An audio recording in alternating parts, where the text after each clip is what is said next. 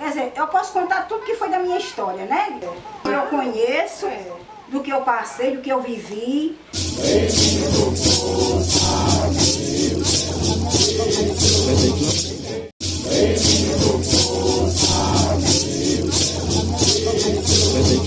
Não tem nada melhor para falar do que a nossa própria cultura, né? Os meus partos eram bons, graças a Deus. O que eu tinha logo no começo era um enjoo que eu enjoava até de mim mesmo. Olha, a mulher que ela engravida e ela pare um filho, ela não tem um enjoo brabo, ela não sabe o que é sofrer de gravidez. Porque é o pior de tudo, é aquele enjoo. Eu começava a enjoar, com 15 dias de gestação eu já estava enjoando. Até o 6º ou 7º mês eu enjoava. Tudo até a casa. Eu só vivia deitada dentro do mato, sendo mordida das formigas. Mas, menina, era um castigo para mim. Pensei, enjoava tudo na minha vida. Água, sabonete, sabão, perfume, até minhas roupas eu enjoava. Se eu pudesse, não entrava dentro de casa. Olha, pense numa coisa ruim. Eu ficava magra, parecia um graveto. E quando eu começava a sentir aquele ribuliçozinho na barriga, aquela coisinha, mandava chamar as parteiras. Aí as parteiras vinham ali, eu já estava com as minhas caixinhas de pano, tudo arrumadinho, tudo guardadinho, limpinho. Aí só fazia forrar um plástico grande em cima da cama. Aí forrava um lençol de rede, que as redes quebravam os cordão. Aí eu fazia um lençol. Aí como era grossinho para ajudar a proteger, né, o colchão da cama, aí eu forrava por cima do plástico. Aí quando as meninas chegavam, os meninos já estavam quase nascendo, era rapidinho. Aí tudo dentro da minha casa. Aí os 2 últimos foi Rubenildo, um menino que mora em João Pessoa, e Carol. Eu fui para o posto de saúde porque eu quis ir. Mas os outros foi tudo em casa. A parteira era Iraci Cassiano, que é conhecida como Nancy, e Maria Gomes, que já é falecida, mas eram umas parteiras muito ótimas. A Nancy, se brincasse, ela sabia até mais do que algum médico. Era muito experiente, muito sábia sobre parto. E Aparecida, eu acho que é Maria Aparecida, que chama Cida, mas a gente conhece ela aqui na aldeia como Nina, que trabalha, né, na CESAI. É muito boa também. Ela foi quem fez o parto, me ajudou no parto de Rubenildo e de Carol, foi ela que fez. Aprendi a cuidar dos meus filhos, né, com ela, que elas ensinavam a gente como dar o primeiro banho no bebezinho, que tinha que ter muito cuidado, que ele está muito frágil, né, na hora do primeiro banho. Chá de alfazema, a gente dava diz que é para limpar o intestino da criança, né? Um chazinho de alfazema, de erva doce. Isso que eu aprendi com elas também. Eu comecei a ficar assim um pouquinho nervosa já quando eu já tinha parido muitos filhos, assim, eu acho que já do 7º, 8º em diante, eu ficava nervosa na hora que eu estava começando a sofrer para parir. Aí tinha momentos que eu pensava assim que eu não ia conseguir ter aquele filho, que ele não ia sair, eu ficava nervosa, mas depois eu me acalmava e eles nasciam rápido e graças a Deus tudo deu certo, né? Até hoje. Eu sempre escutei muito falar que as mulheres que tinham dificuldade, né, na hora do parto, que demorava muito, elas davam chá de pimenta do reino. Diz que ajudava a aumentar as contrações, né? Mas eu nunca precisei, graças a Deus nunca precisei de tomar. E assim, banhos depois do parto, banho de, né, aqueles banhos de, uns chamam banho de asseio, né, outros chamam banho de assento. Eu usava muito. E até hoje, ainda de vez em quando eu uso. De casca de barba-temão, cajueiro azedo, aroeira. Também tem um mato chamado ameixa, que ela tem espinho, ela bota umas frutinhas quando está madura e amarela, também é muito boa até para se comer a fruta dela. Né? O chá da raiz dela também é muito bom. O chá da raiz também jatobá, também é muito bom. Então a gente junta isso tudo e cozinha, faz o chá. E tanto faz se banhar com ele morno, eu acho que com ele morno ainda é melhor ainda. Foi um companheiro que eu tive, eu tive 9 filhos dele. Aí a gente viveu, né, 17 anos, mas não deu para ir mais à frente porque ele era uma pessoa muito irresponsável, sem compromisso, era um alcoólatra. Era daqueles que bebia para dormir e acordava para beber. E a responsabilidade desses filhos caiu tudo nas minhas costas, né? Caiu tudo para mim. Mas, assim, a tal da mulher é uma coisa muito iludida. Aí eu demorei muito a amadurecer nesse ponto de vista. Era aquela esperança, uma esperança que um dia ia mudar e nunca mudou. Aí eu tive 9 filhos dele e assim, era todo ano um menino.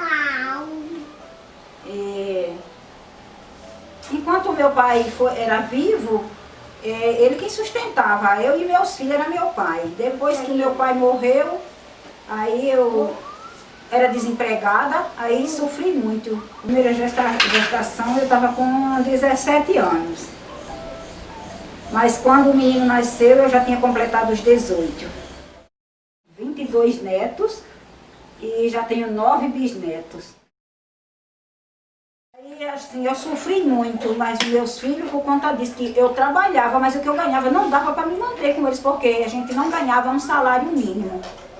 Era só, eu acho que na época não dava nem a metade de um salário. Então eu me virava de todo jeito, eu lavava roupa de ganho. Eu trabalhava em casa de família, eu trabalhava em cozinha de bar, de restaurante, eu pescava nos rios, nos mangues, eu plantava minha lavoura, trabalhava no paú, trabalhava no arisco. Eu também recebia muita doação porque era muito menino, por mais que eu corresse, adquirisse, mas tudo era pouquinho, tudo era mais difícil. À vista de muito tempo que eu passei, que a gente acha que nunca vai chegar um fim daquilo, graças a Deus eu cheguei e hoje eu sou uma vencedora, graças a Deus, né? Tinha dias que o que eu tinha para dar aos meus filhos para comer para ir para a escola era mamão ou manga. Eu cortava, pegava uma bacia de manga madura ou mamão. Aí descascava tudo direitinho, aí cortava, e botava nos pratinhos deles, colocava farinha de mandioca.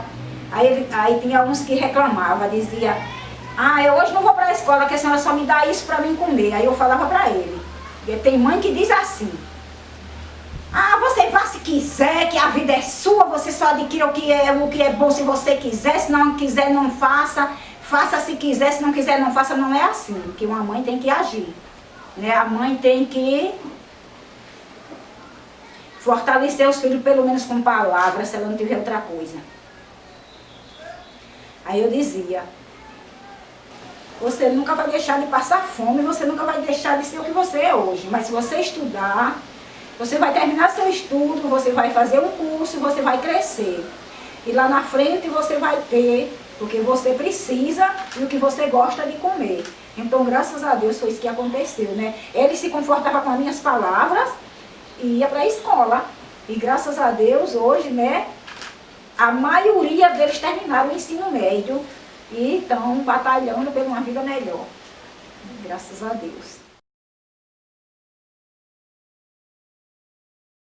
Ser mãe não é só ser mãe, né? Ser mãe é ter responsabilidade, é ter compromisso, tentar dar aos seus filhos pelo menos uma educação básica, porque a total é complicado, mas pelo menos a educação básica, né?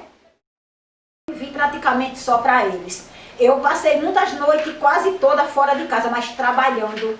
Numa época que eu trabalhava em um restaurante, épocas de carnaval, eu ia trabalhar, eu saía de casa de 7 horas da manhã. Mas como as minhas companheiras de trabalho, elas eram farristas, gostavam de umas bebidas, de umas farras, então elas saíam cedo, de 7h30, 8 horas, elas estavam tudo saindo do trabalho para ir se arrumar em casa, para ir aproveitar a noite de carnaval. Aí o meu patrão só contava comigo. Eu não gosto de festa. Não gosto de jeito nenhum. Eu só posso passar uma noite de sono se for numa necessidade. Se tiver uma pessoa minha doente, uma pessoa que precisa de mim, da minha ajuda, mas para eu deixar de estar dormindo, meu soninho tranquilo, repousando minha matéria, para estar cansando, levando poeira na cara uma noite inteira, chegar em casa no outro dia, que tem gente que diz até assim, eu só chego no lixo. Eu nunca gostei de fazer isso. Eu me amo muito e só quero o melhor para mim. Então, se eu quero o melhor para mim, eu tenho que cuidar de mim, eu tenho que me zelar, eu tenho que fazer jeito de eu viver mais, de eu viver com saúde, porque vida de bebedeira, de noitadas de sono, de cigarro, essas coisas só traem o pior pra gente. Eu acho que se eu vivesse assim do começo da minha vida, eu acho que eu nem viva era mais.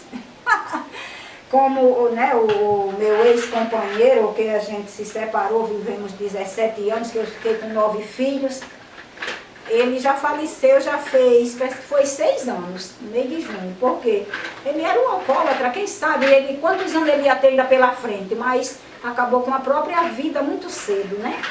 Por conta de não se amar, porque uma pessoa que deixa de trabalhar, ter responsabilidade, ter compromisso consigo mesmo, com sua família, né, deixar de chegar na horinha do seu café da manhã, do seu almoço, da sua janta, tá ali, né, consciente, comer, se alimentar direitinho, na hora dormir seu sono, para no outro dia estar pronto para trabalhar, para assumir suas responsabilidades, para viver na vida do alcoolismo, passar 3, 4 dias, a semana inteira, porque ele pescava, ele só ficava sem beber os dias que estivesse no mar, mas não podia pisar na terra. Eu começava a esperar, né? Eu com os filhos tudo com fome, querendo comer, eu pedindo a Deus que ele chegasse logo para dar de comer os meninos, né? Para os meninos não anoitecer e não dormir com fome, mas não tinha jeito. Ele começava lá do começo da Bahia e até por onde tivesse coisa que vendesse bebida, ele vinha trocando. Quando ele vinha chegar em casa, às vezes era 1h30, 2 horas da manhã, meia-noite e meia, assim. Não tinha hora para chegar, só com aquelas coisinhas miudinho no fundo do saco e já estragado. Aí se eu fosse reclamar a minha verdade, aí o pau quebrava. Era porque o errado sempre só quer estar certo, né? E ele chegava já inconsciente da bebida, ele já era ignorante em si. E quando bebia, ficava fora do normal. E muitas vezes eu de resguardo, 2, 3 dias de resguardo, saía correndo de dentro de casa, aí dizendo que ia me matar. Às vezes estava chovendo, trovejando, relampeando, e eu tinha que correr dentro de casa. Porque eu não ia confiar, né? Mesmo que ele não fizesse, mas ele me batia muito, Aí eu não confiava, aí saía correndo. Ela era ignorante, a minha mãe era ignorante. Não era muito compreensiva, mas eu obedecia às ordens dela. Quando eu comecei a namorar, né, com essa pessoa que eu convivi 17 anos, a gente morava ainda lá na Lagoa da Barra, né, que hoje chama Lagoa Encantada. Aí a minha mãe vinha comigo para aqui, passar dia na casa da mãe dele. Aí ele tem uma irmã, aí eu vinha com os meus vestidinhos mais compridinhos, ela dizia: Maria, mulher, teu vestido está muito comprido. Ei, vem, olha, meu marido não está aqui não. Vem para aqui pro meu quarto, senta aqui na cama, se enrola com esse lençol, me dá teu vestido para eu passar um abanhado. Aí eu ia nas ondas dela, né, na conversa dela, aí tirava o meu vestido, me enrolava com um lençol. Aí ela dava uma banhada e deixava meu vestido mais curtinho assim. Quando eu chegava junto da minha mãe, ela já via logo. Aí metia a mão, descosturava tudo, dizia: sua sem vergonha, eu quero você usando roupa curta. Se você fizer isso, eu lhe dou uma pisa, viu? Aí era assim. aí das outras vezes que ela queria banhar, eu não deixava. Eu dizia, não, minha mãe não quer. Minha mãe quer que eu use desse tamanho, então tem que ser assim. Até que eu me acostumei, hoje eu só gosto de vestido comprido. Nossa relação era uma relação boa, assim, ela era ignorante, mas era o jeito dela, né? A gente vivia, mas ela era uma pessoa que se preocupava com a família. Quando eu tinha minha família, que ela ainda tinha um pouquinho de saúde, que aguentava andar, né? Que eu morava aqui desse lado, minha irmã morava ali do outro lado e ainda mora até hoje. Aí que a gente saía para trabalhar, ela ficava tomando conta dos filhos da minha irmã, que ela morava com a minha irmã. Mas ela ficava direto, de lá para cá, para olhar os meus filhos também. Eu e minha irmã, a gente fazia, a gente se combinava. Quando ela tinha os filhos dela, né, quando ela paria os filhos dela, eu tomava conta da roupa dela para lavar. Eu lavava um mês. Aí quando eu tinha os meus, ela ia lavar. Aí, nessa época, a minha irmã já estava ficando, eu via que ela trabalhava muito, aí já estava ficando um pouco cansada. Aí, na época, o posto de saúde estava funcionando assim, que fazia até mini cirurgia, aí começaram a fazer parto no posto de saúde, aí tinha uma lavadeira para lavar os primeiros panos, que os primeiros panos sempre são mais pesados. Aí eu resolvi ir para lá para diminuir mais esse peso para minha irmã, né? 2 dias. Aí, mas foi muito bom, graças a Deus, as meninas são boas mesmo. E essa aqui é Carol, chupando o dedinho, e essa Maria José. O meu filho Rubenildo, que mora em João Pessoa, né? Que trabalha e estuda, essa aqui tá lutando também, é um grande guerreiro. Isaías mora na aldeia Lagoa do Mato. Ele é professor, ele começou muito cedo, né, na cultura indígena, com 6, 7 anos ele já estava se envolvendo na cultura indígena. Ele trouxe um dom mesmo, uma inspiração muito grande. Ele com 14 anos, eu estou começando a me emocionar. Ele foi para Brasília, que ele foi eleito como delegado do meio ambiente. Aí depois começou a aparecer por aqui um professor da língua tupi antiga, professor Eduardo. Aí ele começou a frequentar essas aulas e o professor dizia que ele era muito sábio, né, para aprender muito. Aí ele começou, quando ele terminou o ensino médio, ele arrumou uma vaga, ele ensinava na aldeia Montemor, no Rio Tinto, ensinando a língua tupi. Mas aí ele já fez Vamos ver. Agora que eu esqueço as coisas. Ele se formou de pedagogia. Sim, ele fez o curso de pedagogia e se formou. Mas ele ainda continua ensinando a língua tupi. Meu nome de batismo é Isaías Marcolino, mas meu nome indígena é Paié Guarapirá. Sou nascido e criado na aldeia Forte, só que há 7 anos eu resido na aldeia Lagoa do Mato.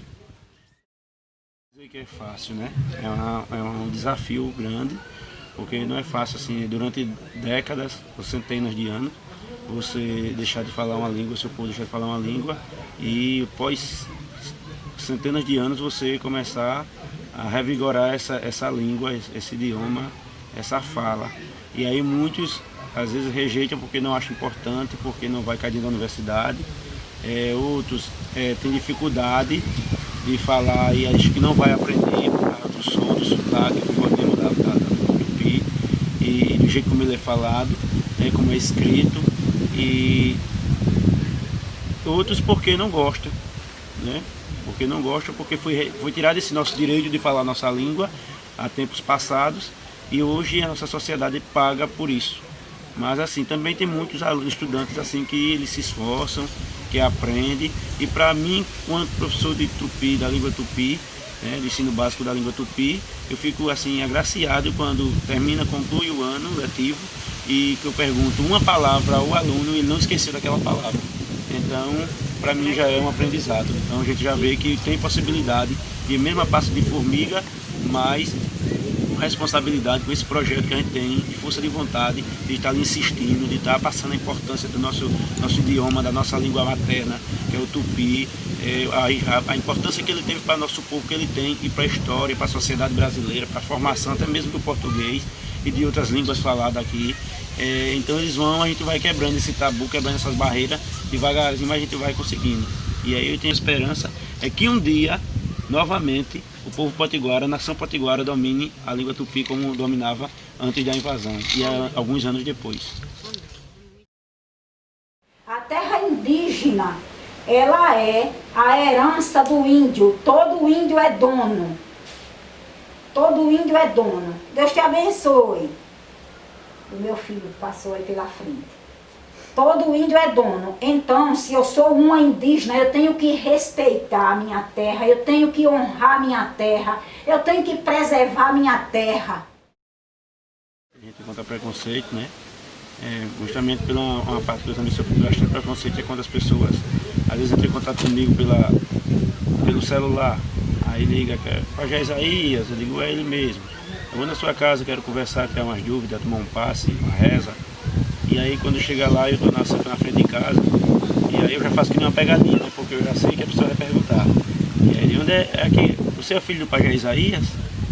Aí eu digo, você está falando com ele mesmo. Como é novinho, como se fosse assim, será que ele sabe de alguma coisa mesmo? Será que ele é pajé mesmo? Só que ele não tem a noção de que o pajé nasce. Né? Não se cria um pajé, não se torna um pajé. Um pajé se nasce porque ele é escolhido pelos antepassados dentro do ventre da mãe. E aí, com o passar do tempo, com suas práticas culturais, ancestrais e espirituais, com seus dons, de dominar as plantas, a reza, a espiritualidade, o ritual, a comunidade vai reconhecendo. Mas o reconhecimento maior vem dos ancestrais, dos antepassados. E aí o preconceito é por também ser indígena, né? Porque muitas das vezes eles não entendem a questão da miscigenação, do massacre, de todo o contexto histórico que nós vemos sofrendo e pelo estereotipo, né? A característica de ser branco, de ter pelos, e perguntam, você é índio de verdade? Então, assim, são índio estuda, índio tem celular. Então são vários tipos de preconceito assim que a gente sofre diariamente, né? E aí, mas a gente tem que ser forte, como o povo potiguara sempre foi, sempre será. E vencendo, sair dialogando, explicando, falando da nossa história, falando do contexto histórico da colonização que nós sofremos e de falar também do espírito aguerrido do nosso povo e a importância e por que estamos aqui, né? Porque esse grande espírito aguerrido dos nossos ancestrais vem nos dando essa força e fortalecendo também nossa alma, nossa mente e nosso povo, nossa cultura, para que a gente siga mesmo diante de tantos preconceitos. Muito bom. E muitas vezes, pela nossa cor, né? Se refere muito que índio tem que ser preto, tem que ser negro, tem que ser pobre, né? A gente assim sofre muito preconceito na pele porque acha que índio não pode conquistar nada. Nós temos assim diversos índios, né, que têm sua formação, suas capacitações e assim índio não está mais naquele só dentro da louca como eles acham, né?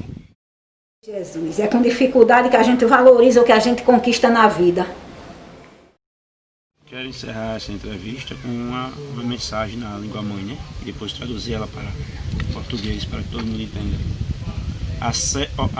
Asecoé, aselmanon, iandé anama, teoicoé, icoivipe, auiemayene. A gente nasce, a gente vive e a gente morre, mas o nosso povo permanecerá para sempre nesta terra.